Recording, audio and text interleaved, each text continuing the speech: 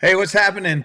If you're tuning in, we are about to do our judges panel with our 2023 Spring Turkey finalists. You can see right here, I've got the Hunt League app pulled up. We can dive right in here. Here's our Spring Turkey League. So we can see here was the rules of the game. It started February 11th this year. Next year, we'll get that started a little bit earlier for you Florida folks that get your season started earlier than the rest of the country. But for the 2023 season, you can see some of our finalists showing up right here in the recent activities. So Cody Monzi putting in a buzzer beater on the 30th of May. You can see his post here. You can see he shared his hunt log with us. So he got that thing fired up in Goblin. There's Tom right there. So if you're interested in checking out what's going on with that Spring Turkey League, you can look at it, find it in the Leagues tab. You can see Cody Parator. There's Wyatt Bowe. Wyatt, what happened there, man? You missed one on the 28th. So up for grabs in the Spring Turkey League, we've got the EAA Gerson Gobbler MC312, the longest name of any shotgun I've ever heard. But I would just tell you from personal experience now, that thing is unbelievable. So it's an inertia-driven shotgun, very similar to what you might find with, the Benelli lineup that people are very familiar with. It's got an integrated red dot scope, which pairs perfect with this Burris Fastfire 4, which is maybe the ultimate turkey hunting reticle or red dot that you could put on a shotgun. So if you haven't checked out the Burris Fastfire 4, you can check it out in the league. You can just hit this button. It'll take you straight to the Burris website. There's a link kind of above the photo. You can learn more about it there, but go check it out at your local sporting goods store. We've got Cane Brake Call Company. We have Hunt Fanatic. They are providing a Gobbler King ground blind. It's actually an inflatable ground blind, which I had never even seen. I still haven't even seen one in person, but super packable, compact if you want to take a ground blind in. Then we've also got Remington providing absolute top of the line tungsten super shot TSS. These things are $75 a box, and they're going to be sending, I think, a box or two of the tungsten super shot. So those are some of our sponsors. If you're wondering how on earth do I qualify to be a finalist in one of these leagues, all you do is take the Hunt League app out to the field. You can log your hunts. You can see some of my, but you can see all the different adventures from finding tracks to hearing turkeys to finding turkey scat to spotting coyotes to actually seeing hens. Got it all logged inside the Hunt League app. With everything you log, it's worth points in our system. You can then go to the leaderboard and let's see. I haven't even checked this recently. Let's see who came out on top before the judges actually meet with our finalists. Let's check this out and go 2023 Spring Turkey. We've got old Cody Parator coming in on top with Monzi coming in second. Monzi is one of our finalists. Cody got DQ'd, man. He's in the Western Hunt finalist. And then we've got Rich sitting right there at number 3. And we might have to scroll. Where are you at, Monzi? Did I go by you? So we got Monzi somewhere in here. Oh, no. Wyatt's who I'm looking for. All right, Wyatt, you're in there somewhere. But without further ado, let me introduce you to some of our judges. So tonight on the judges panel, our 3 finalists again are Cody Monzi, Rich Mays. Cody Monzi is from Oregon. Rich Mays from California. And then we've got Wyatt Bowe from Wisconsin. Some of you guys may remember Wyatt Bowe. He was a 2021 finalist for the Outdoorsman of the Year. Great young hunter. He's got a bright future. So let's check in, though, with our first judge. Right here, I've got Mr. Conrad Tapia from Burris Optics. So, Conrad, what's happening? Not a whole lot. Just sitting here on the front range. That's been very interesting. It was a pretty big damper on the turkey season for us here, but still got out for a few days. Got out with the wife and looking for birds, so that was worth it, man. It was good. It was a good time. I love it. Well, tell me a little bit about you and your role at Burris and what you guys got going on over there. Yeah, I'm the assistant sales manager. Been there for about 5 years. Grew up hunting small game and everything on the West Coast, and it was just a perfect fit when I hopped in with these guys. And knowing that we have the red dots that we have that are going to go on shotguns and all these things has been fantastic. When we put the four out, I think it was about a year and a half ago that we released the Fastfire 4, Yeah. and that one with same sleek design as the 3, but the reticle options make it so much better for what you're going to do with birds. It's Yeah, if fantastic. people are looking for the reticle options, they are. You can actually view them inside the app. But go to the Burris website, check it out because you guys have. It's got 4 different reticle options with different MOA counts or kind of like ring cycles. So if you're using it for a turkey gun, go pattern the gun, go pattern it so you understand what it's doing at different distances. But that thing is unbelievable. When we were up there, and Jim saying, yeah, it's got 50,000 hours of runtime on a battery. It's like, yeah, you're going to use that for the next 10 years. Super cool turkey optic, like premium turkey optic. Give us one other tidbit from Burris because we know that Burris makes awesome optics in a whole different lineup. So what's one of the newer products that you are really excited about personally, Conrad, that Burris has out right now? Something that's been fantastic that has just been solidly performing is the XTR Pro. I know there's not a lot of guys that are really into the precision shooting life, but I mean that thing has just been performing flawlessly. We're making it here in the States, so that was a big jump, was bringing it back into the States and making it here in Greeley. So seeing what we're putting out with that has been just fantastic. It's been unbelievable. I mean, I've got 2 of them that I've been shooting for through all the development phases and into competition now. It's been unbelievable. I love it, man.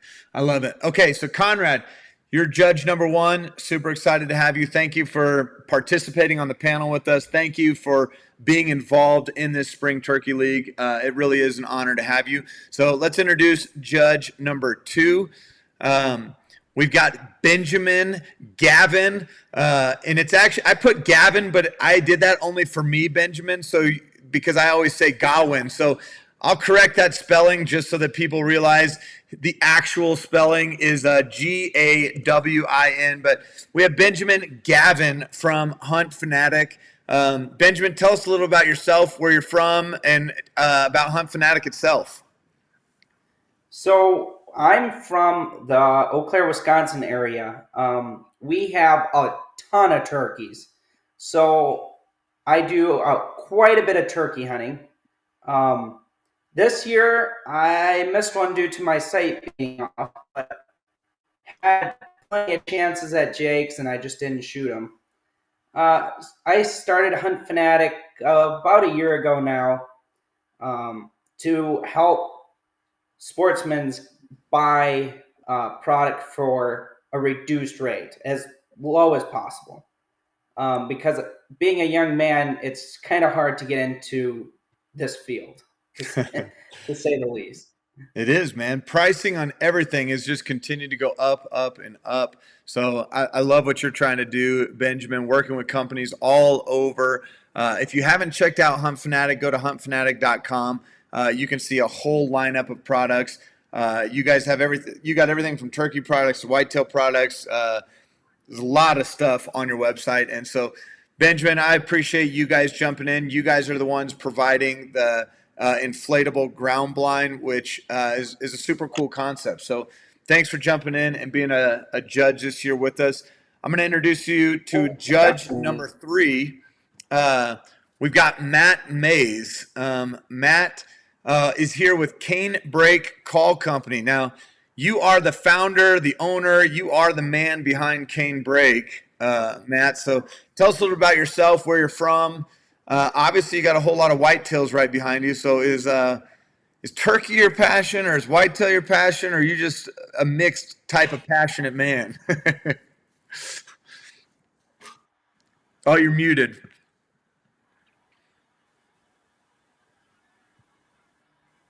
Let me see. We'll give him a second to ring back in, but I think Matt's audio went away on us. All right, here he is. All right, Matt. I got you now.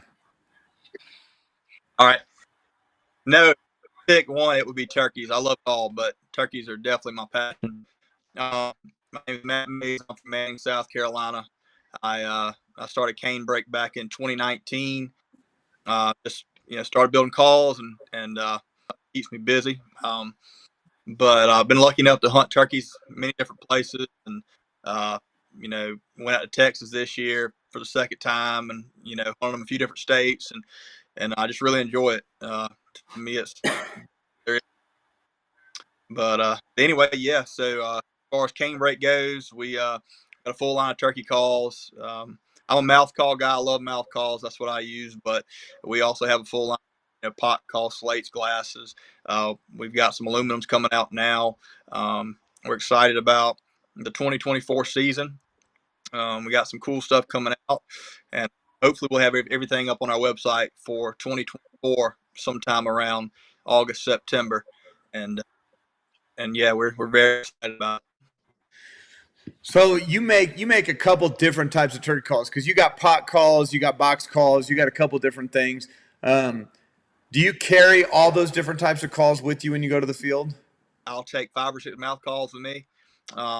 That's just what I like. I mean, of course, if I make it, I try it out. So I mean, I will eventually. For me, hunting and going out and hunting, I like to run and gun. I like to walk a lot, try to strike one up. The less I carry, the how I like to hunt. So I take, like I say, mouth calls with me. I love it, man. That's awesome. Well, we've got one other judge, Chase from EAA. He left work a little bit late, and he's in Florida. So for him leaving late and not getting home, he's going to be getting home about 8 o'clock tonight. So he's had a busy day, but hopefully he'll be able to join us. I'm going to kind of throw you guys down here on one screen, so we'll wait hopefully for Chase to come in. But judges, I'm going to introduce you guys each to our 3 finalists. We're going to start with Cody Monzi from Oregon. I'm going to give you guys 12 minutes on the clock to ask your questions. Benjamin, why don't you go ahead and get us started? When you see that countdown going on the next screen, go ahead and get rolling with your first question. But let's get to hustling, and we'll get right through these interviews. And tomorrow night, we'll be announcing the winner of our 2023 Spring Turkey League. Here we go. Hey guys, how's it going? Pretty good. How about with you? It's going well. You ready for this? Oh yeah, let's do it. First question I have is, what made this season special or different for you? Well, so for me, this was the first season. I've turkey hunted 12 years now, I think. Brief break in college. But this was the first year that I've managed to fill all 3 Oregon turkey tags, which I didn't think was going to happen this year. My wife and I had our first kid at the beginning of April 6th. And in Oregon, the season starts April 15th. So my season was significantly reduced just due to new family dynamics. So I went into the season hoping to just fill 1 tag, and I was going to be happy with that. But things happened fast, and the wife kept encouraging me to buy my next tag, and here we are. Get her some meat. That's right. I love that. Yep. Another question I had is, we all have gear we like. What was something that you really liked or something you think may have helped? Something like that. Something of great value to you when you're hunting. Yeah, so much like Matt, I'm very run and gun in my turkey hunting. Here in Western Oregon, it's a big game of find public next to birds on private and try and call them off of the private to you. There's just not a lot of turkey. There's a good population of turkeys in Western Oregon, but there's just not a lot on public land or easily accessible land because most of our land is timber property. And so run and gun. So I like to be light. I carry 4 mouth calls with me the whole time. Sorry, Matt, but I rep Phelps from up in Washington. I love his calls. They've brought real good success. I do carry a pot call with me and a box call, just because sometimes I just run into birds that, they'll strike up for one sound for a little bit and then go silent, but you hit them with that different kind of call and they'll come right back. So calls are huge for me. And then I also like to carry around a decoy just as a visual aid. And I run the Avian X inflatable lay down hen because it's super light. And I can just throw that out and get set up.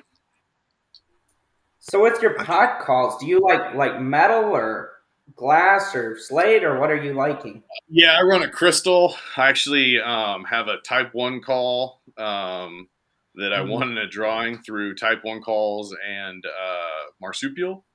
And I really like that. I carry 3 different strikers to go with it, so I can kind of change up my sounds. And then the box call that I run is oh shoot, I don't remember off the top of my head. Lynch's, I think. Yeah, it's a Lynch's box call. Nice. Gotcha. Well, I'll hand it off to the next judge now. Did you see anything different this year on your turkey population that you see usually? Decline? Did it get better? Or anything stand out to you? I think it got a little bit better.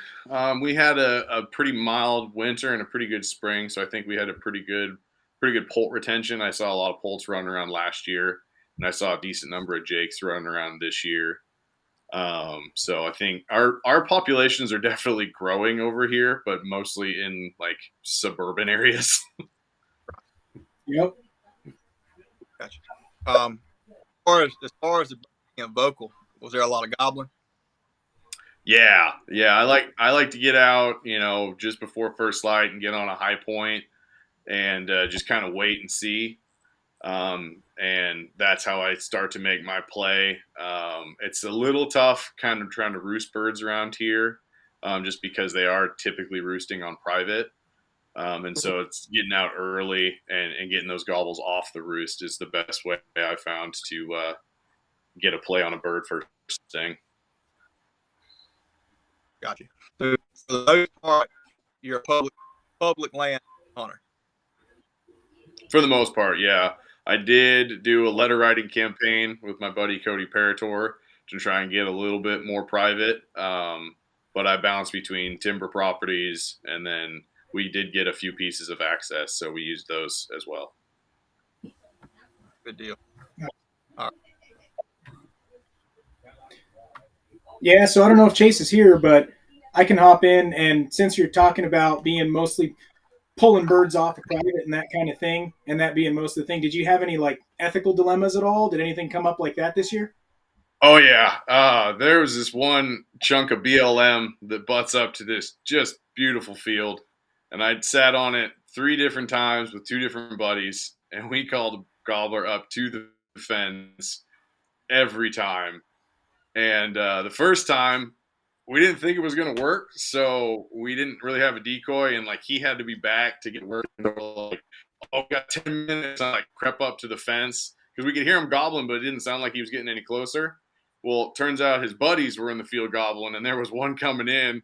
So I like slid back and tucked under a tree real quick, and he came up and pressed up against the fence and just refused to come over. So took another buddy out a week later, and I was like, here's what we're going to do. We're going to sneak down. I'm going to set the decoy up, right here. He's going to see it, get excited, come over.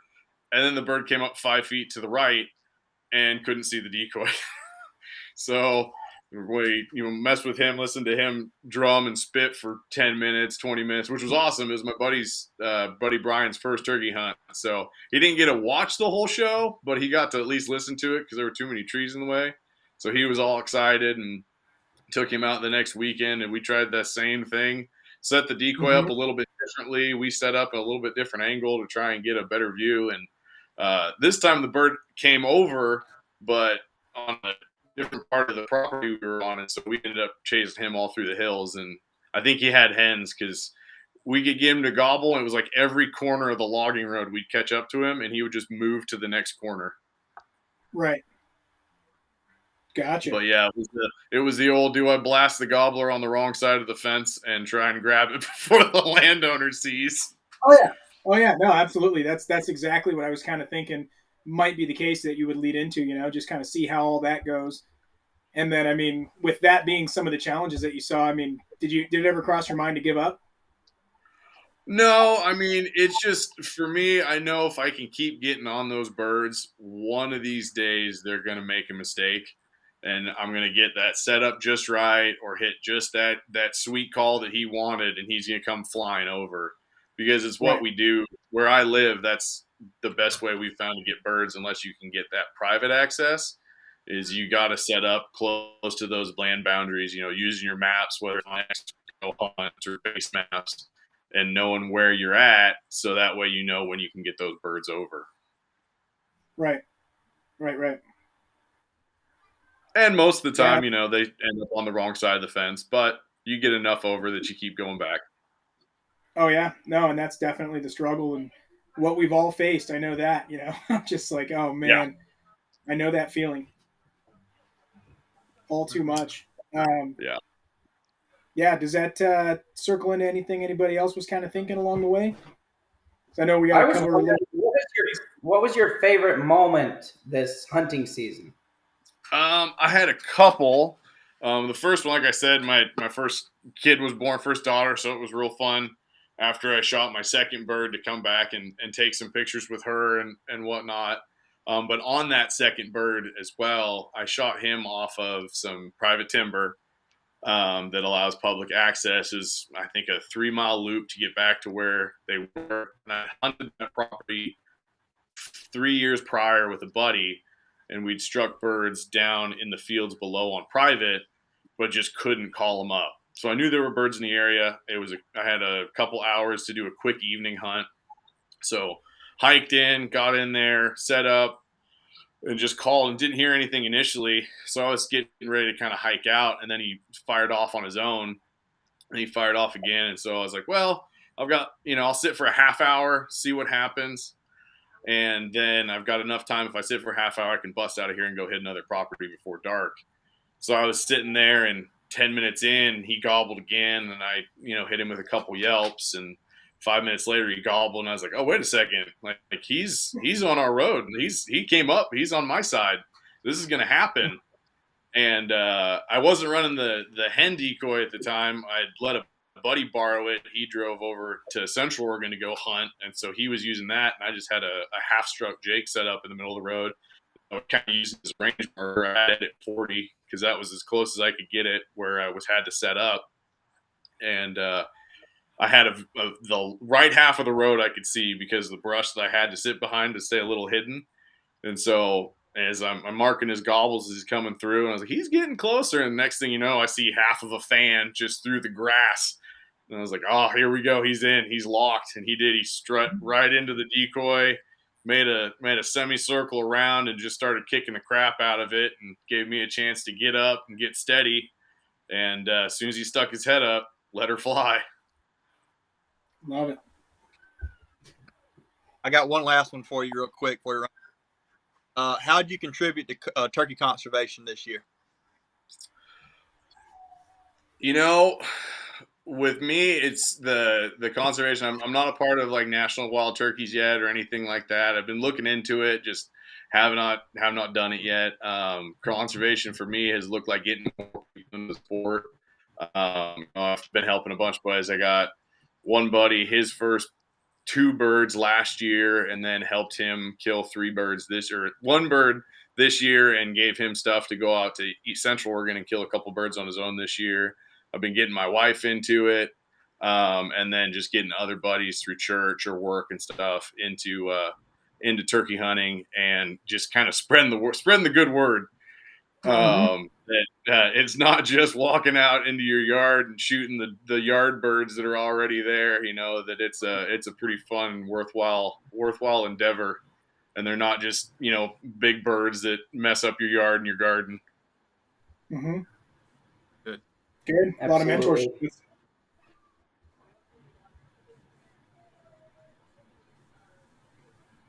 Yeah, I mean, we all got introduced to it somehow, so you got to pass that along when, somebody's got questions or shows some interest.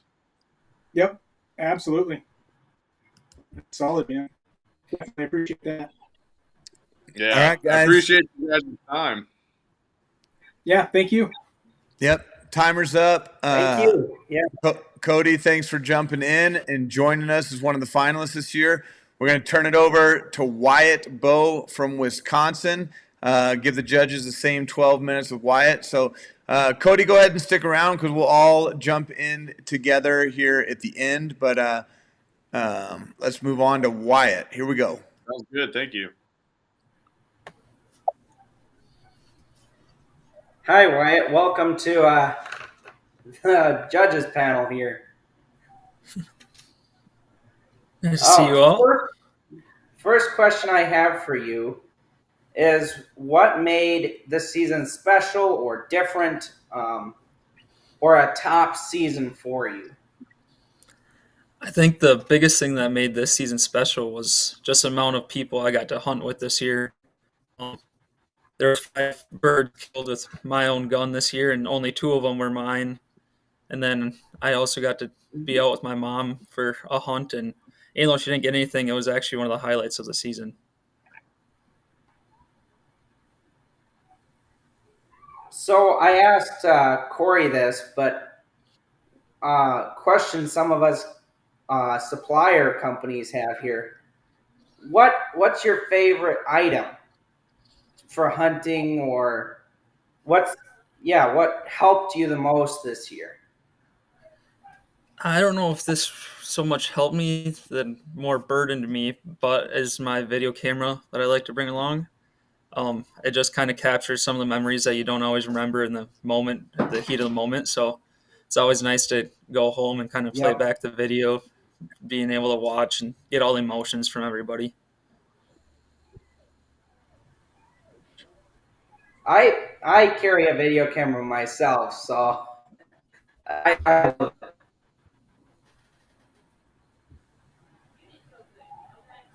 Go ahead, Matt, when you're ready.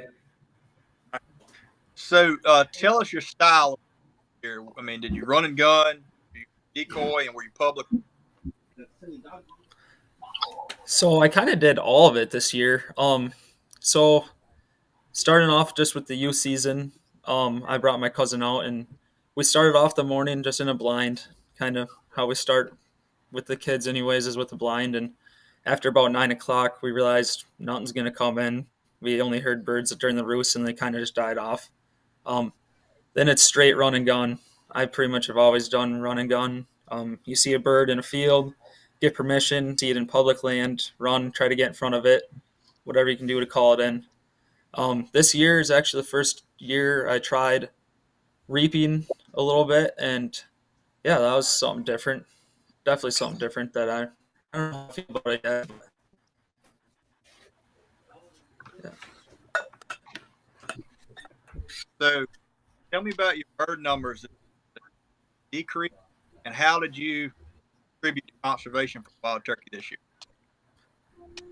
So I would probably say besides our toms, I think our tom populations maintain the same. I don't know if it's just because they're bigger, but we had a pretty harsh winter last year. Stayed cold, even some rainy.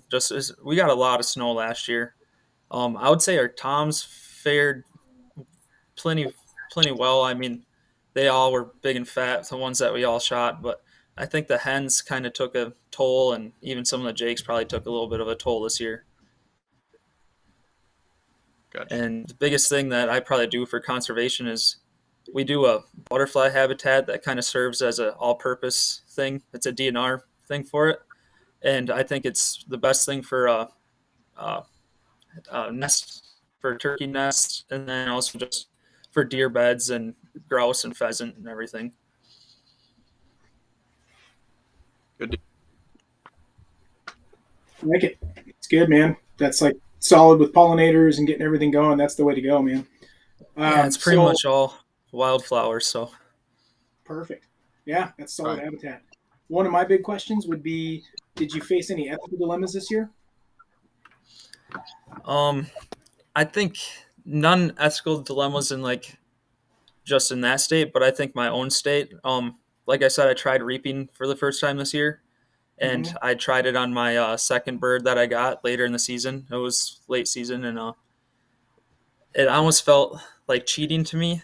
It just, Mhm. I don't know, the way the bird just kind of, I'm so used to just calling and having them come in, and I tried it this time, and I mean that bird kind of just ran right on a dime right at me, and it was, I don't know, almost just kind of felt like cheating.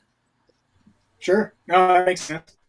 Yeah, it can definitely be an internal thing where you're just like, that doesn't quite feel right to me. Yeah, Just yeah. might feel a little funky. Yeah, and Yeah. so with something like that, now that you're trying something new, was there any point in time where you felt like quitting, or just like, oh man, I'm just it's not working out, or anything like that?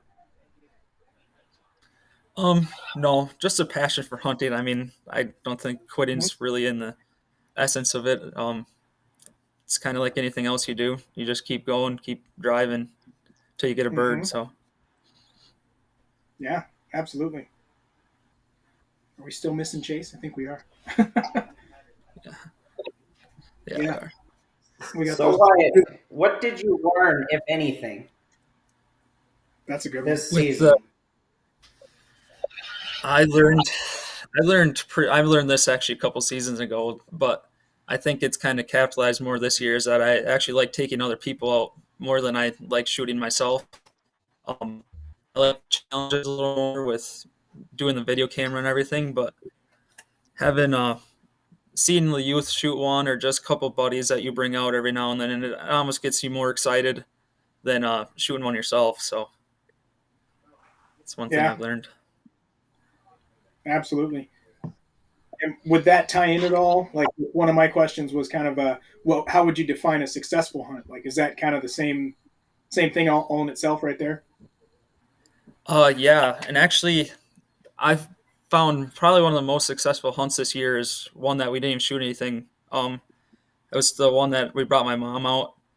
Um, we my girlfriend had just shot a bird early that morning. Went to go sit with my mom. We got her set up in this field. We started calling, and all of a sudden we just hear gobble, gobble, gobble, just thunder gobbling. All of a sudden, six jakes come out of nowhere, coming from about 200 yards, running right in. She didn't want to shoot a jake, which is perfectly fine. We got to hear them thunder gobble right in front of us for like probably 20 minutes by the time we decided to move along. Good deal. Nice. Yeah, it's a good day. If you could change one about your season this year, what would it I think the thing I probably would have changed this season was probably reaping that last bird. be? Like I said, I don't know. It didn't, after I shot it, I mean, it was fun to shoot it and everything. It's always fun to shoot the gun. But after I did it, it was almost like I kind of felt regret just because, I mean, it just didn't sit right with me how it just ran right into 5 yards and kind of sat there like, okay, I'm here, you know? It's Hmm. different, and Yeah. they just do it, and they're coming right. I agree with you 100% on that.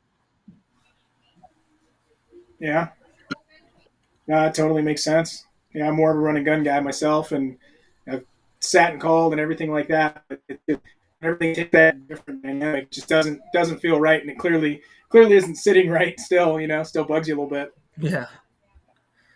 Yeah. Hmm.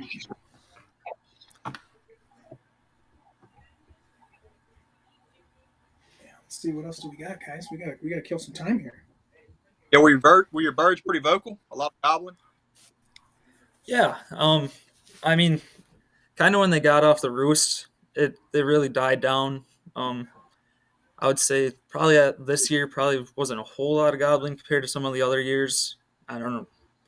I don't know why they were pretty henned up early on. Um, the ones that my cousin shot, my younger cousin, they gobbled all the way in from 300 yards that day. It was the first day of the youth hunt, Saturday morning, first time you can hunt all year. The birds were very vocal then. I think we got on three different toms. The first one went go past the fence line, just hung up. Second bird he missed, gobbled, came running in and he missed. And then the third hunt is the one he actually capitalized on and had three big toms gobbling in all the way from 200 yards, just gobbling their heads off. So yeah, I'd say they're pretty vocal in the mornings, anyways. Good. Nice.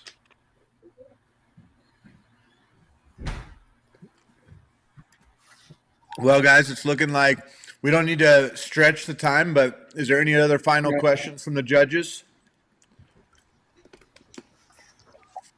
I do not have any, I don't think. No, I think I'm pretty set. All right, my man Wyatt, we got you knocked out. Tell me, Wyatt. I know I'm not on the screen right now, but tell me.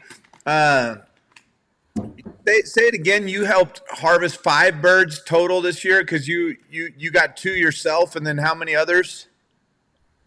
3 others. I got.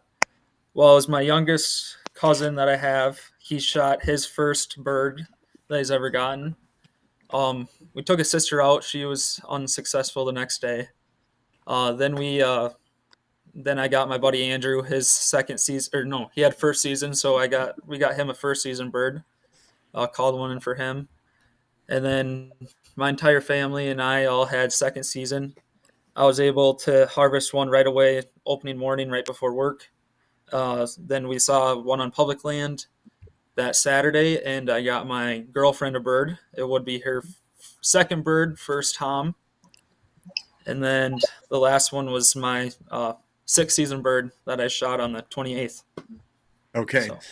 That's really cool, man. That's a great season you put together. Congratulations. All right, Wyatt, I will let you roll. Go ahead and stay put for a couple minutes, and we'll circle back here with everybody on at once. But I'm gonna pull Rich in and give him his time with the judges. So let's welcome. Hey guys. Welcome, How you Rich. doing? How's it going? Good.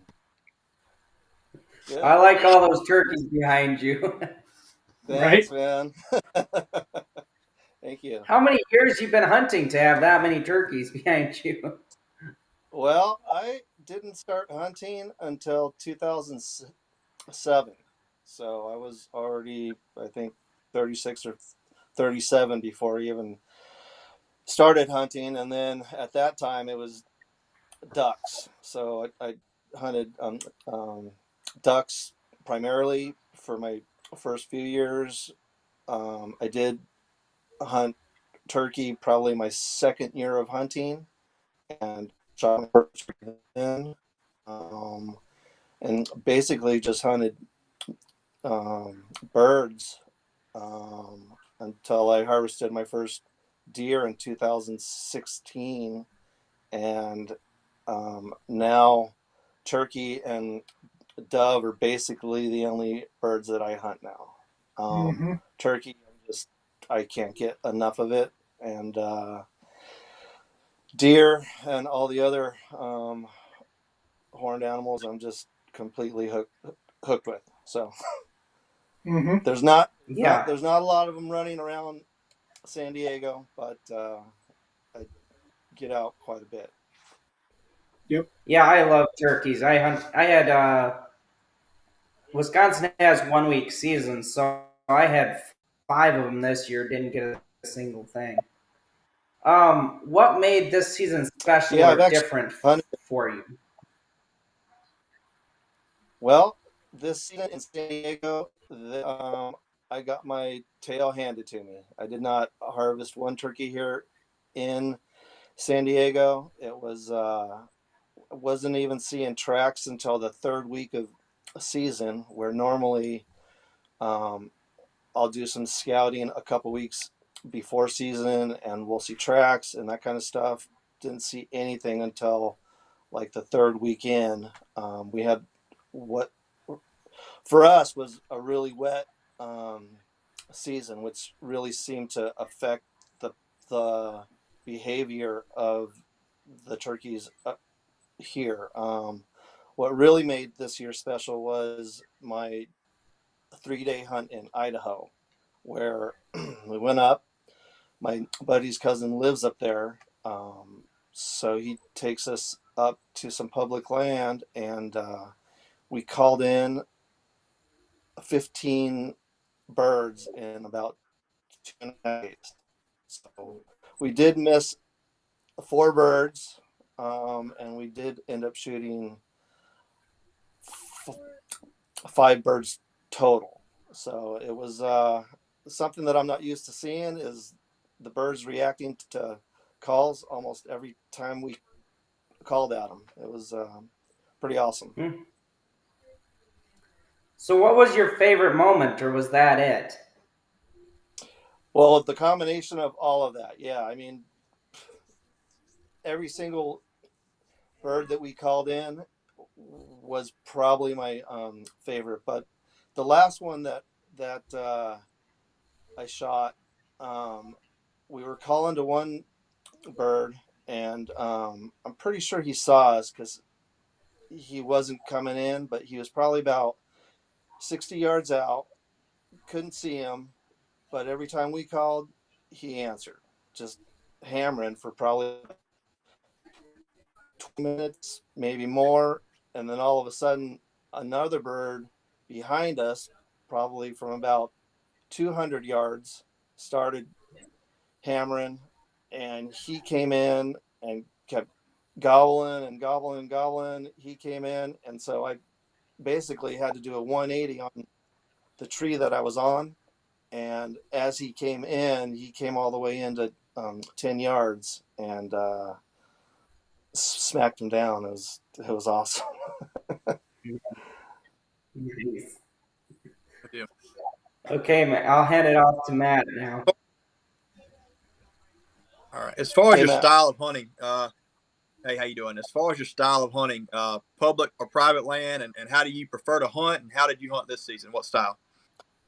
Well, the majority, I'd say about 95% of my hunting this year was all public land. I did win a hunt through the National Turkey Federation event, which was on a public lake where they raffle off hunts, and the only way to hunt there is to win it at this event. So that was the only private land that I hunted. Here in San Diego, I don't do a lot of running and gunning. It's more hike out in the woods, look for sign, try to use woodsmanship to try to determine where they're traveling and that kind of stuff, and set up like that. Haven't really had a whole lot of luck calling birds in here in San Diego, but up in Idaho, it was running and gunning. We would Right.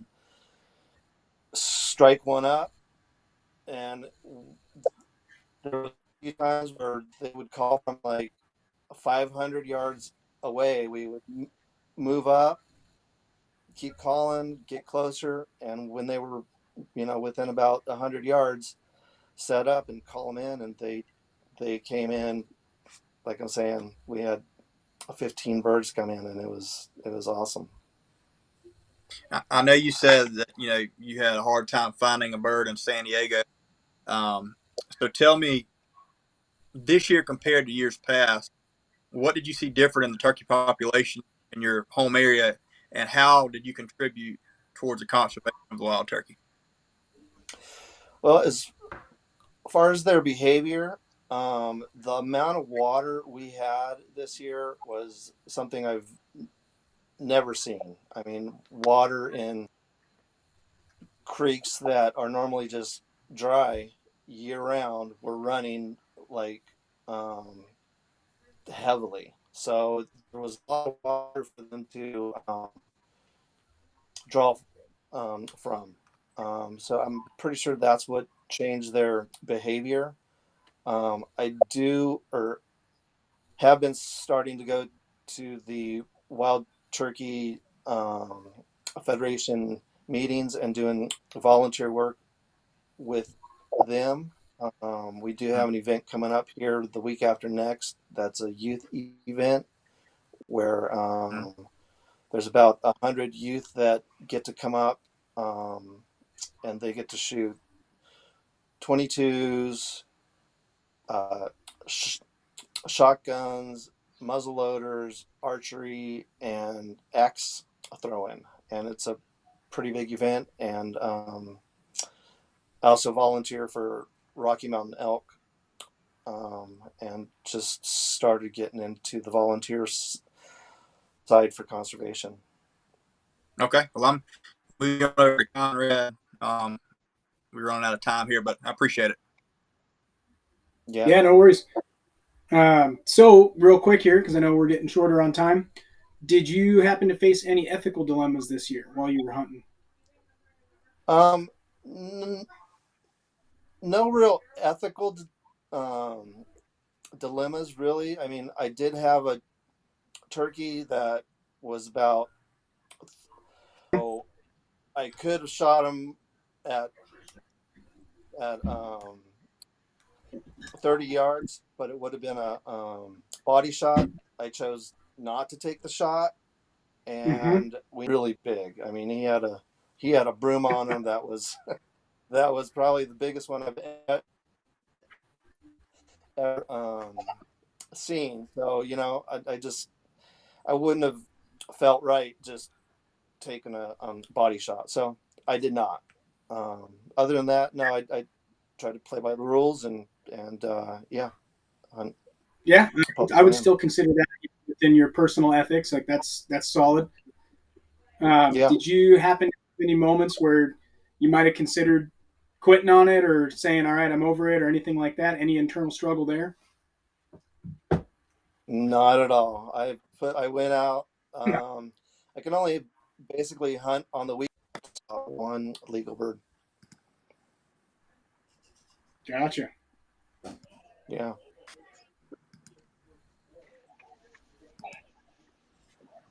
Yeah, very well. Any other questions? I was going to say, I know we've got.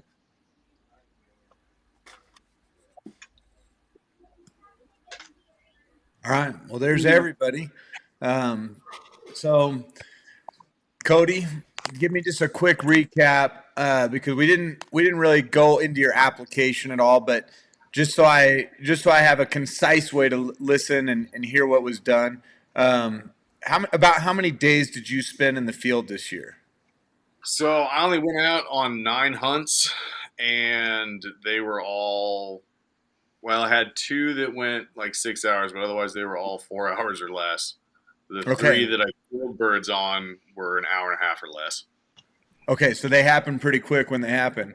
And then you got 3 birds, and were you a part of any other hunts where other people got birds? Yeah, sort of. My buddy Dwayne, he killed a bird like April 17th or something like that. Yeah. And it's only his second year hunting. I helped him kill his first 2 birds last year, and so he was Snapchatting me the whole time the bird was coming in because I was at home with the baby. So he was like, "Hey man, what do I do?" I love that. So you social media helped somebody kill a bird. He calls from me when he went over east, and he killed a couple more birds there. I love it. And then, Rich, I kind of heard you say, on your Idaho trip, you guys were able to take 5 of the 15 birds that came in collectively, like as a group. Yes, you took 2, which was your legal limit on that trip. And then you mentioned hunting in San Diego. About how many days do you think you spent in the field this year total for turkey specifically? Total? Oh gosh, I think probably up to 15, and probably anywhere in between 30 and 40 miles of hiking, and countless hours. The hours I have not added up, but it would be a lot. Yeah. It would be a lot. All right. And same back to you, Wyatt, because I know you guys have kind of multiple seasons throughout the year, but about how many days did you spend in the field? I know you kind of said you were part of harvesting 5 birds this year. You kind of mentioned some of the people, but give me a rough count of how many days you spent total in the field. I would say roughly around 15.